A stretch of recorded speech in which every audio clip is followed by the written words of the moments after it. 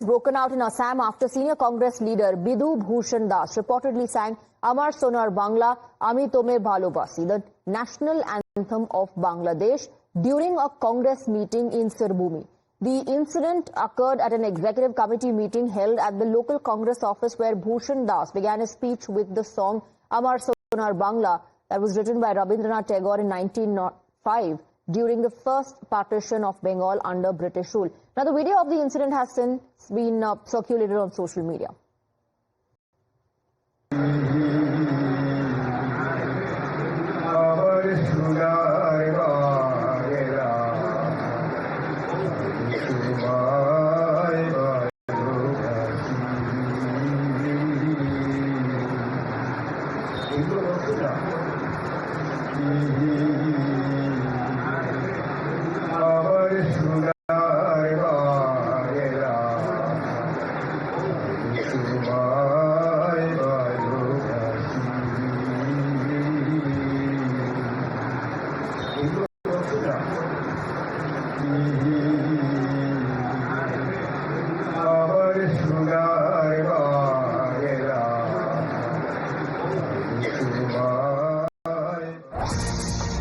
We have some breaking inputs coming in. After facing widespread backlash, Congress leader Bidhu Bhushan Das has now issued a clarification. And in his statement, Bhushan Das says he was not aware that the song is the national anthem of Bangladesh. He explains that he thought it was a Bengali song written by Rabindranath Tagore and sang one line out of ignorance without knowing its significance. The clarification comes amid a growing political row, with the BJP accusing Congress of appeasement politics and calling the act anti-national. क्या बताऊं, ये तो मैंने पता नहीं कि बांग्लादेश का national song है ये।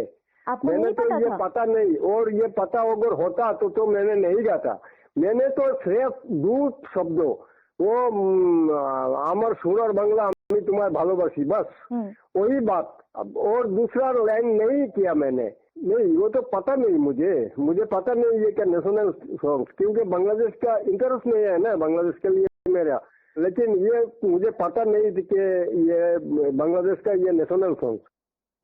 Now, the BJP has launched a strong attack on the Congress. BJP has leveled a series of accusations against the Congress, claiming that the party encourages illegal infiltration and loves illegal Bangladeshis. BJP leaders have also used the slogan "Congress ka haath Bangladesh ke saath," alleging that the Congress is engaging in appeasement politics. The party further said that Congress wants Bharat Todo, not Bharat Jodo. देखो, इसका तो जवाब जो है वो जो पूरे देश में जो है वो पूरे देश की राष्ट्रवाद का ठेका लेकर के राहुल गांधी जी घूम रहे हैं, प्रियंका जी घूम रहे हैं, उनको जवाब देना चाहिए कि जो भारत जो राष्ट्रीय यहाँ का हमारा जो है वो सम्मान है, उस पर तो जो है वो उसका अपमान करते हैं, और जो ऐसे देशों का जो है वो राष्ट्रीय गान पे जो है वो सम्मान करते दिखाई पड़ता है। Congress loves illegal Bangladeshis, Rohingyas. Now they are also openly siding and singing the national anthem of Bangladesh from their party office during party programs in Assam. This means Congress ka haath ab Bangladesh ke saath. It is very, very clear. So the BJP has hit out at the Congress party, calling Congress party obsessed with Bangladesh. BJP has come up with the slogan Congress ka haath Bangladesh ke saath. The allegation is that this shows the mentality of the Congress party, their mindset, their love and support for illegal Bangladeshis. As far as the leader who sang the national anthem of Bangladesh is concerned, issued a clarification saying he was not aware that it was the national anthem of Bangladesh. We have Pranesh and Pragya both joining us on the broadcast. Let me go across to Pranesh first. Pranesh, BJP says this is the real mindset of the Congress party. It's not a mistake. Yeah, obviously this is not a mistake, Swati. And when I saw this, I was absolutely stunned, because this is not just appeasement, this is subversion. And I'm telling you that I'm choosing my words very, very carefully. So don't let anyone tell us that, look, this national anthem, this song that the Congress leader was singing at the Congress event was penned by Rabindranath Tagore in 1905. It had a different meaning, context, etc., etc. All of that is true. But now, Amar Sonar Bangla is the national anthem of Bangladesh, and look what the Bangladeshi regime has been up to in the last few months. The problem of illegal infiltration or illegal migration, if you will, is a real thing. It happens by the hour. And this is not something that started just yesterday when Sheikh Hasina was at the helm.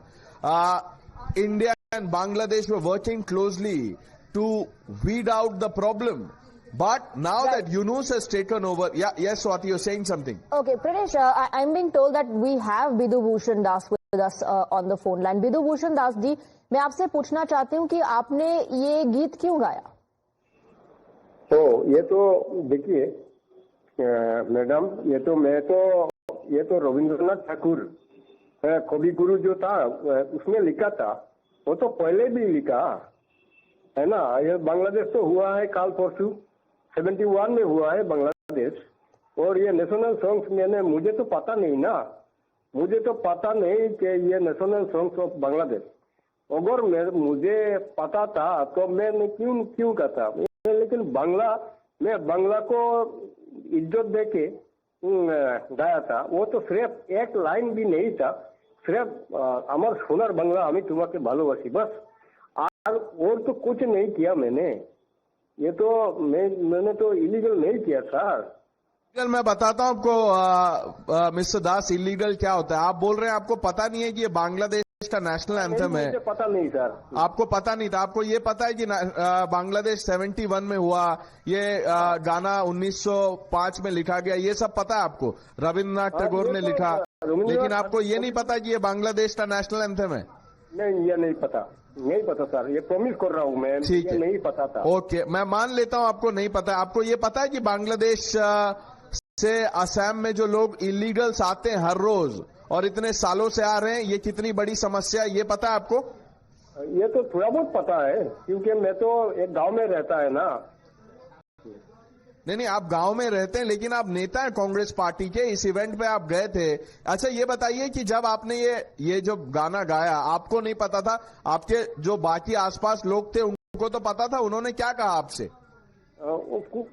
कोई मुझे नहीं दिया ये, किसी ने नहीं रोका आपको? National song. और ये गाना तो मैंने पूरा नहीं गाया है, सिर्फ नहीं पूरा नहीं गाया। मतलब क्या होता है कि 2 लाइन भी गाया, उनका नेशनल एंथम है तो क्यों गाया? और ये आप सोचिए, मैं आपको बता देता हूं कि अगर आपको नहीं पता है तो आपको पता करना चाहिए। ऐसे इवेंट में आप माइक लेके क्यों खड़े हो जाते हैं जिसके बारे में आपको पता नहीं है?